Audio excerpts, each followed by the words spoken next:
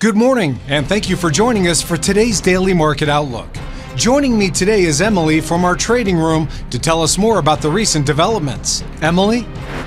Bitcoin managed to outperform the other major global assets such as the stock market, equities, treasuries and precious metals, despite the recent crypto market correction coinciding with the 2-month debt suspension period in the United States. Alphabet will buy fast-growing startup Wiz for about $32 billion in its biggest deal ever, the Google parent said on Tuesday, as it doubles down on cybersecurity to sharpen its edge in the cloud computing race against Amazon.com and Microsoft. Oil prices eased about 1% as US President Donald Trump and Russian President Vladimir Putin discussed moves to end the 3-year-old war in Ukraine, which could result in a possible easing of sanctions on Russian fuel exports.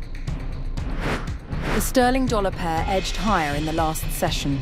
The ROC is giving a negative signal. The Bitcoin dollar pair plummeted in the last session. The ultimate oscillator is giving a negative signal. The Aussie dollar pair edged lower in the last session. The MACD is giving a positive signal. The dollar yen pair edged lower in the last session. The ROC is giving a positive signal. The economic calendar for the upcoming days promises to be busy and full of crucial updates. From high to moderate importance, these data points will play a role in influencing trading sentiment and guiding market forecasts. Traders and investors should remain vigilant as these data points approach. Being prepared for possible market reactions will be vital to navigating the financial landscape effectively. We hope that you've enjoyed today's Market Outlook. On behalf of all of us here, we wish you a productive trading day.